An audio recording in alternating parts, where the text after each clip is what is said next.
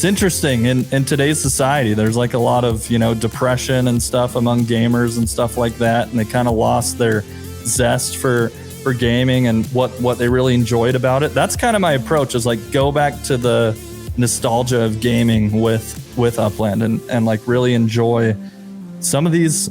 I really think the Totems thing for me is going to be a big thing in STEM and life.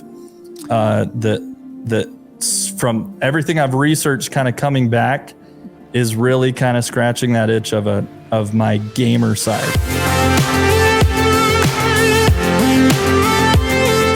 Welcome back, everybody, to another Upland Player Podcast. Today, I'm excited to have on LoylDoyl. LoylDoyl, thank you for being here. Stoked to be here, man. Thanks for having me. Yeah, now for those, we do this with everybody, but why don't you introduce yourself to the community for those that don't know you? Yeah, well, I am LoylDoyl. I've been playing the game of Upland since, November of 2019? 2020? 2020, I think. Well, yeah, 2020, November of 2020. Wow. When did you join the company, X1? I think it was I joined around January a of time. 2020. Okay. So it might have been November of 2019 that I started. Yeah. So, and I'm really enjoying it, dude. I started making content about 6 months into playing. I believe in June of 2020 is when I started making content about the game. And I've really just... It meets all of my favorite curiosities, which is I studied entrepreneurship in college, and I'm a digital marketer most of my career, and I'm a gamer. I was a big Xbox gamer, like Halo and stuff growing up. What's kind of really got me into competitive gaming, and it brings all of my favorite things together: marketing, entrepreneurship, and gaming, and strategy, and all of these things. Just a perfect fit for my personality. So I've really enjoyed like teaching people how to play on my YouTube channel. That's interesting. So let's dive into that. What about gaming crosses over for you? Because entrepreneurship, like, very apparent what crosses over there. Marketing, very apparent, because those two go hand in hand. But what about gaming? What from the gaming side transfers over for you? I mean, at first I would say the big thing was like the strategy you implemented into like buying and selling properties. Just like it's the video game real estate mogul, like I'm going to own a real estate empire, and I'm going to go and flip some properties I'm going to hold for a long time and come up with this digital real estate strategy game, I guess you could call it. It was really the big pull. And then I would take my kind of entrepreneurship and marketing background, and I would read through Excel sheets of data. Like, I remember early on, I would go on and look at these, like some of these third-party websites. I think the big one was upxland.me early on. And I would go through and I would just read like a ton of, like, I would be studying the numbers. Oh man, these properties seem like they're really kind of undervalued, so I'm going to buy some of those. And I would study, okay, which ones, if I buy in a collection, can I get the biggest markup bonus? So I would just do things like that. And that really was like a gamification, like min-maxing type of a thing. I didn't really get way into treasure hunting like some people have. I know some people love that. That is a game in and of itself, like getting really good at how fast is the thing ticking and how far away is the treasure going to be. People are getting really good at that. That just wasn't one that was super fun for me, but some of these things like totems and stuff that are coming out are really kind of like scratching that itch that I've always wanted as well. Kind of an additional level of gamification. So when you joined too, I know you've done multiple videos on this, saying how much you've put into Upland. You went in big. It's I mean, I'll take it back and just say it's kind of that. Well, the first time I watched the movie Ready Player One, and this vision of the Oasis, and where I feel the metaverse really, it's destiny. It's going to happen. I believe Upland is doing it correct and better than anything else that I've seen as far as putting in the foundation. And I don't know. It's just like, I'm so passionate about it because it's something I've always wanted. So I'll go back to Xbox gaming. There's this thing about Xbox that always like was really fun for me, and that is the achievement score. On PlayStation, they call it trophies or whatever, but it's the game that no matter what game you're playing on Xbox, you're always playing the game of growing your achievement score. Like it's the one overall game. I don't know if I'm explaining it right, but it's like it really, that's what kind of the pull of like that Oasis idea really had for me, is like, no matter what you go do in this world, you're earning kind of digital tokens or digital currency. No matter what game you're playing, it's all benefiting the single game. So you can get really into racing and you can be like way good at racing and maybe earn a living in the future with that in Upland. Or you could get really into just digital real estate, or you can dabble in all of these things and legits. And that's what I see is Upland's creating this economy that's allowing people to really have tons of different avenues of gamification and potentially, full-time jobs in the future. And I think some people have already somewhat done that. Yeah. Let me ask you this then. Here's the question. What's your gamer score on Xbox? Dude, good question. Mine is 58,000. Mine is not that big. It's been a while. There's been times where I've went heavy on achievement hunting, and that's all I've done. But I'm proud of my 58,000 for not focusing on it. I think that's solid.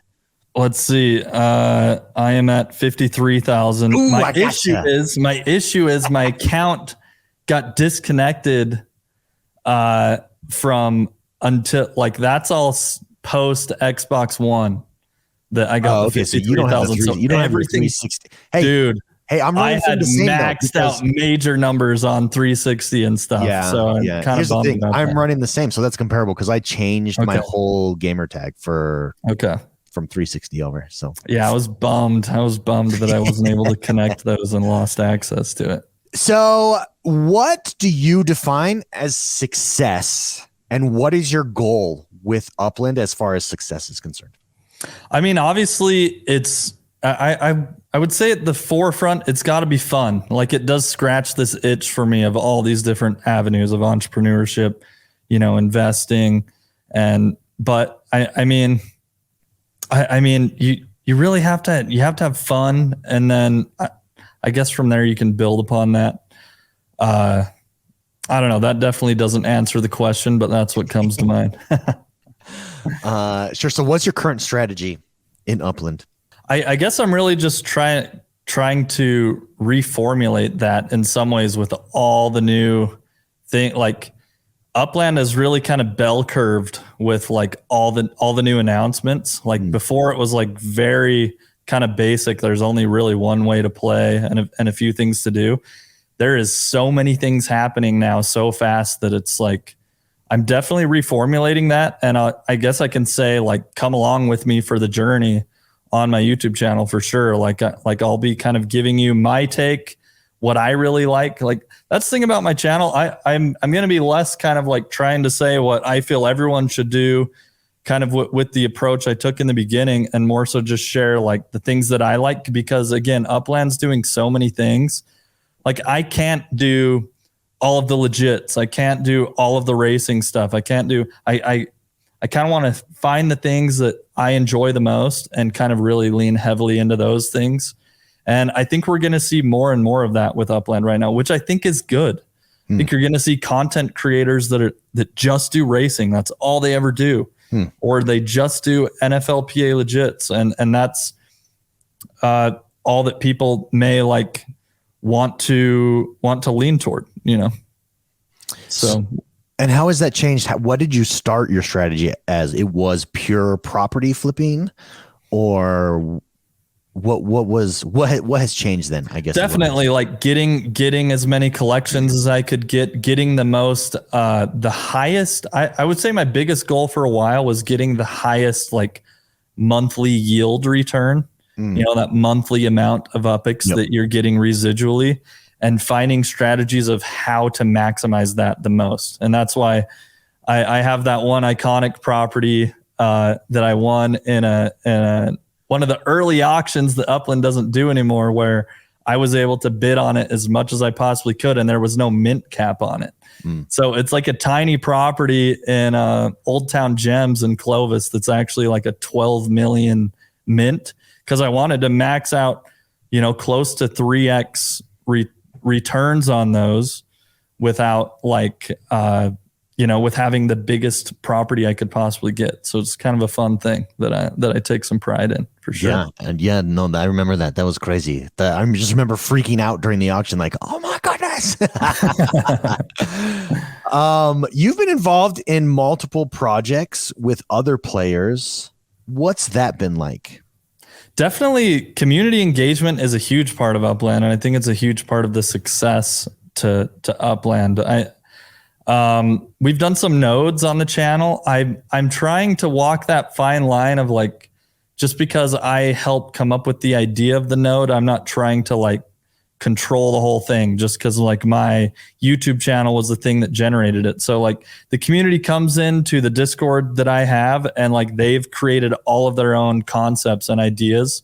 So I'm kind of being more like going about it that way, and kind of, because again, I'm still kind of in this mode of like being open to any ideas that could happen with Upland. And it almost has been reimagined multiple times. Like every year at Genesis Week, I noticed this pivot point. And I've noticed that year one and then year two with just kind of like different things. And so that's been really cool to see.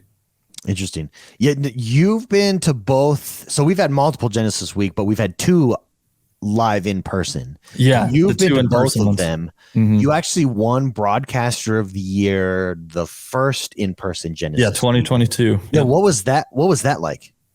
Dude, that was amazing. That it was my first kind of in-person event meeting players from the community that 2022 year. So I guess that was that was.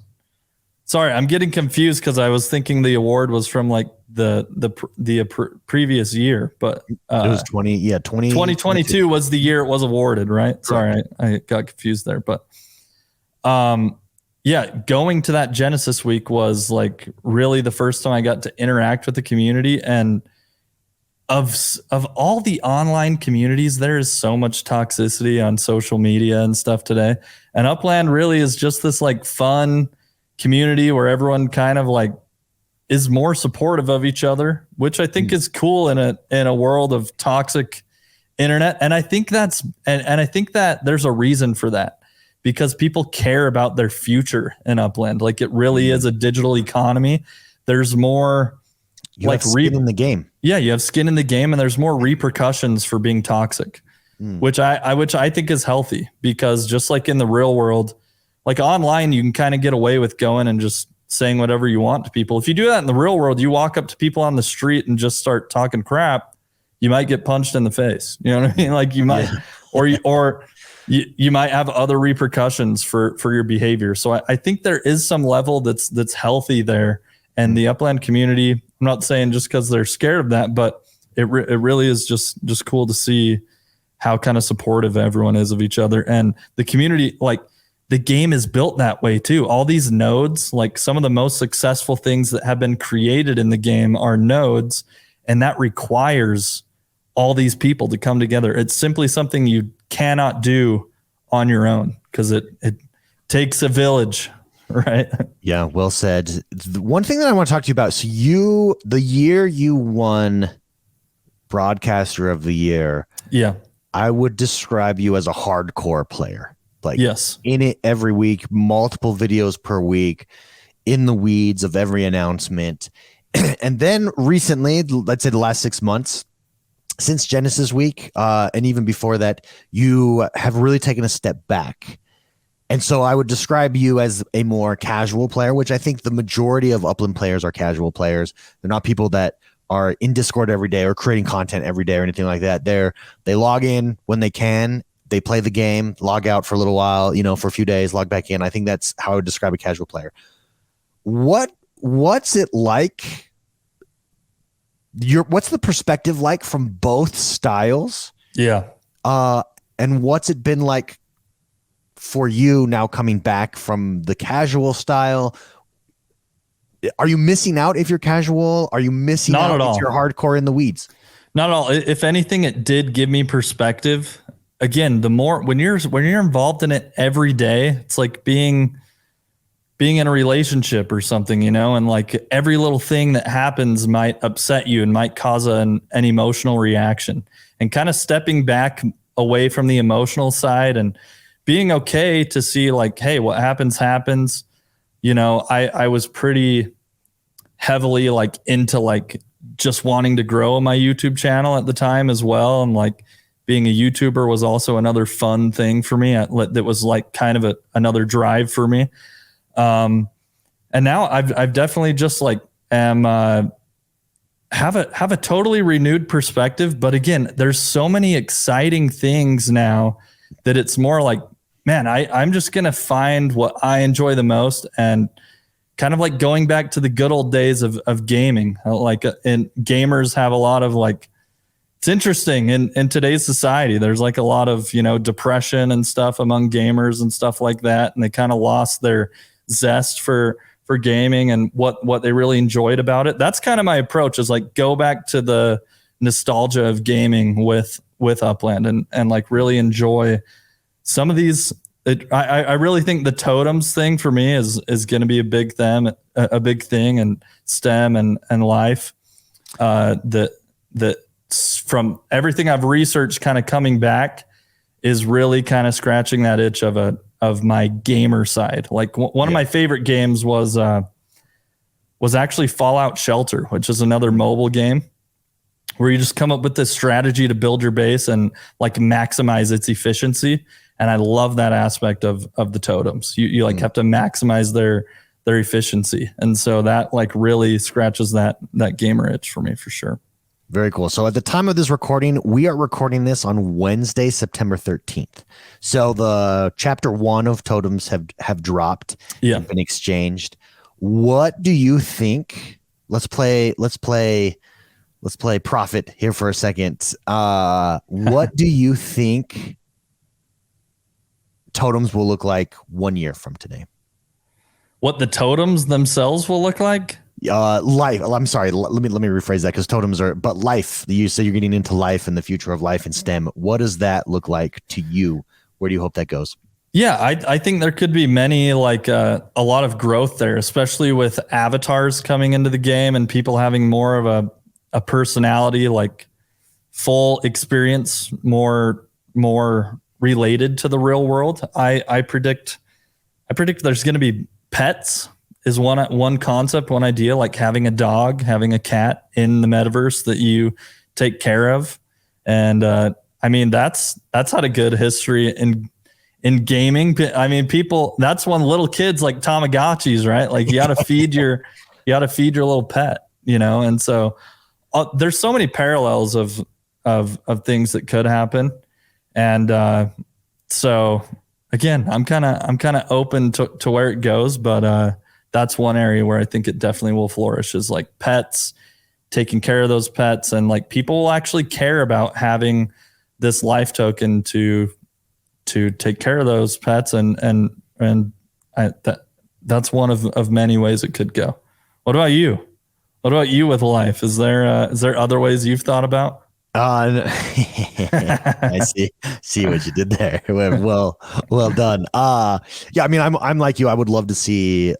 Honestly, I'm huge into Animal Crossing, or was. Who wasn't? Yeah. And like the discovery of fishing. I would love to see a layer 2 game create some sort of fishing thing. Like, oh, how cool would that be? And then maybe you like keep your like, in Animal Crossing, there's collections, and you can have collections of different life and pets, maybe create a zoo. I think the museum. Do you have the museum in Animal Crossing where you show off your, all the cool things that you've found. So there's another like totally cool concept that totally works with the Upland kind of ecosystem. Definitely. What piece of advice would you give someone just starting the game now in 2023? Oh, that's a hard one. Again, I think because I'm coming in with this like, even though I'm coming in like fresh again, I still have this like so much experience previously that it's actually hard for me to kind of give very specific advice. But I think, again, most importantly, have fun with it. Realize it is a game, and there is some earning potential that you could have because it is blockchain, and we all know, the future potential of blockchain technology and crypto and things like that. And so, it's not financial advice, right? Like that's the hard line to walk, I think, with all of this. Is some people are wanting to approach it just as a game, and some people are wanting to approach it as, a financial opportunity, right? And So how do you approach it? I would say both. Like, and the fact that it's both is why I'm so bullish on it. Like, because it's fun, and I'm not just playing a game. Like, there is earning potential for me, right? And so it combines that. Otherwise, it's like when you play poker with people. Like, it's fun to play poker, right? It's fun to just everyone starts with the same amount of chips, see who can win. But when it's your own money in the game, you play differently, and that's what I do love that aspect of it, because and it does have this emotional tie for sure, which I understand. That's why some people get really upset and emotional about things that happen. But again, if you're in Upland, be in it for the long run and be in it for all of this future value. And if you don't see that, like, look at Apple augmented reality glasses that just got announced, right? That is a sign. Like, one of the largest companies in the world is investing pretty much in a device that probably will have one of its biggest use cases is in metaverse applications, right? And so the fact that they invested billions into creating this new device, and it's one of the first augmented reality devices, like, really think about, this is a company who I hate to say it, but knows more about you than you would like them to. And they know the research they're putting into the products they're developing because they know where the market's going. So that alone, the fact that was announced this year, I think is again, we're just getting started. So augmented reality is going to have a huge, that's another reason why, again, I'm so bullish on Upland over other metaverses, is because of it's tied to the real world. Yeah, the augmented reality factor. So yeah, when you're walking down the street in the real world and you can switch into Upland world and see avatars walking around in augmented reality and see what digital house is here compared to the real world house, right? Like, that will be built, in my mind, within a few years at the latest. Like, that could come very quick depending on what developers come along, So yeah, augmented reality for sure. Again, it's just, I see where the trend is going. I look at, I mean, I have kids. I see what my daughter. So I have the baby. A lot of people know I just had a baby, but I also have, when I got married, I had my wife has a 4-year-old. So I got kind of thrown into the fire that way. But yeah, I see kind of even 4-year-olds, how much like they really are. Like, you let them have some exposure to maybe like YouTube Kids and some of this technology and some little games that they play. And you just see naturally how, like, every generation is more and more into technology. And then look at the kids that have been playing Roblox, like kind of the kids that are in high school now that grew up on Roblox. Like, they are very quickly getting into college, getting into their careers, where they've been playing Minecraft and Roblox, and these virtual worlds make sense to them. So I guess, like, all the background I have, I just see where the trend is going. And like, for me, it's all pointing to like Upland's just checking all those boxes for me. Like, they're doing it right. They're taking a slow and steady approach. They're in it for the long haul. It's not just a crypto like rug pull or like money grab. Like, it's been constant dedication that I've seen from the team. And even with all the negative feedback you've got from the community, I've just noticed this, like, we're going to keep trudging at what we know. Like, and I always find myself like thinking, no, I know what's best. Like I'm invested in this, or like I'm so like, heavily like put money into this. So like I should be the one giving them advice on what to do. And I keep kind of like saying, okay.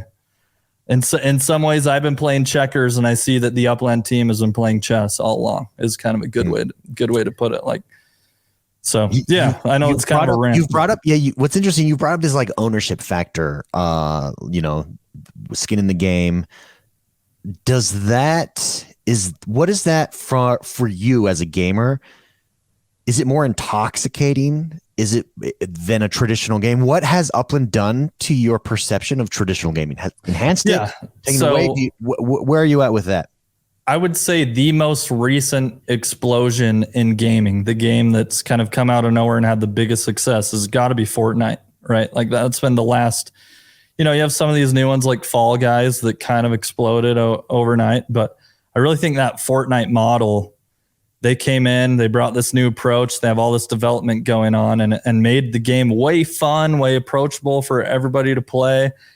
And they have these like skins that people are buying. And then I see how much like it was the first like free to play game that made so much money. Like free to play was kind of like, if you used to look through your Xbox store, like at all the free to play games, they're all trash. They were all trash. Yeah. And then Fortnite came along and it's like, holy crap, this is better than almost any AAA game out there. Like as far as the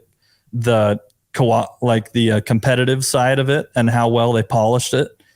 And so it just opened my mind to this new model. And then skins come along. And then I was big into watching streaming on Twitch as well. And some of the big streamers on Twitch and YouTube. And I saw this like, wow, if someone got in early and they had this skin that somebody wanted, like how valuable is that? But they don't have true ownership of those skins. They can't sell it to someone else in the game and transfer that asset, right? And so true ownership of the asset is a huge thing I've caught on to with Upland, of actually like being able to do whatever you want with the assets you gain in the game. And that to me is, I know gamers that like have had this hate towards like NFTs and things like that, but not me. Like I think gamers just need to like wait and see.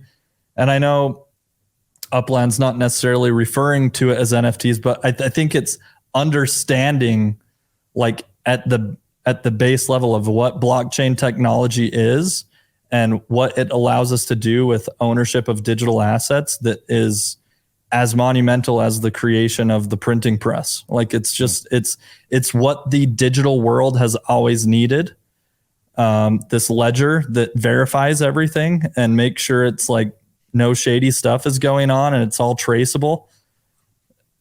It's just all very like clear to like my perspective on everything I've done in my life, in my career, in my gaming side. And it's just like the perfect thing. So to me, it's very clear. And maybe that's because of the experiences that I've had and then seeing where society is going. Like it's so I asked you tips for someone new coming into Upland, what advice you would have. What about for veterans? What advice do you have for veterans of Upland? Maybe they've been in a little bit longer.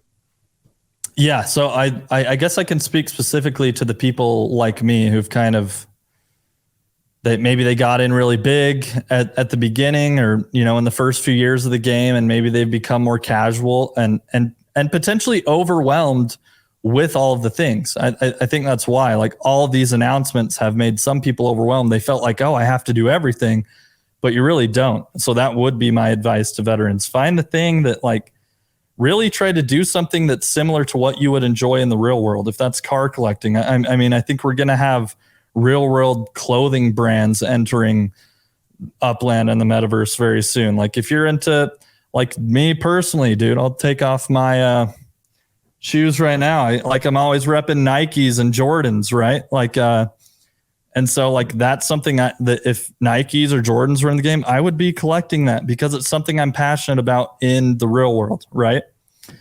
So I definitely think align your gaming passion and your like passions that like there's some major NFL fans out there. They know so much more than me about the value of certain legits that I have, that I'm just frankly, every time someone offers me a trade, it's kind of overwhelming because I'm just not a big enough football fan to know. So I'm almost like, well, I might as well just sit on them for a long time and see what happens with that market, right?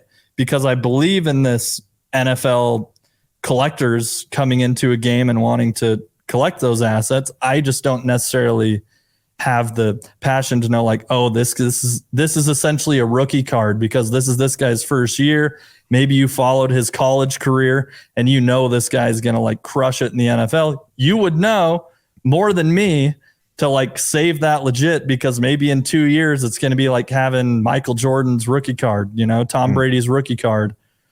Whereas like I wouldn't have known that because I'm just not a big enough fan. So that's where I'm going to dabble less into things like FIFA. I really don't follow FIFA. Like I know it's the like largest sport in the world. Dude, if Upland made a partnership with the UFC, that's where I would be like, way, dude. Like I know, like that is the sport that I've committed to, that I like watch religiously. Every UFC pay-per-view, I'm buying it. Like I'm watching almost every Saturday. And so like I follow the fighters. I'm passionate about it. Dude, if I could get like a Sean O'Malley rookie card or whatever, or like Sean Strickland, these guys who just came up and won the freaking titles out of nowhere. Like we've had 2 major upsets in the UFC in the past like few months, like massive.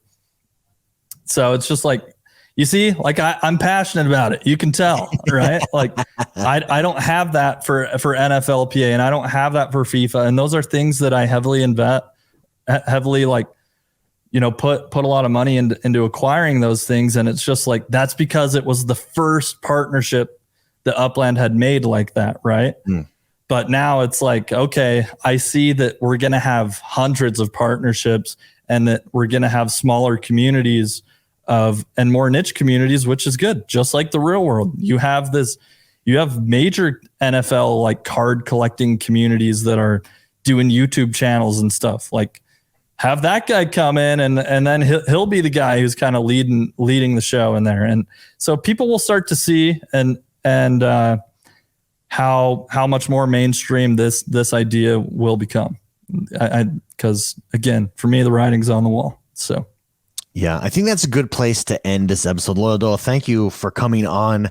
Where can people find you? Where can they connect with you? Where can they watch your content?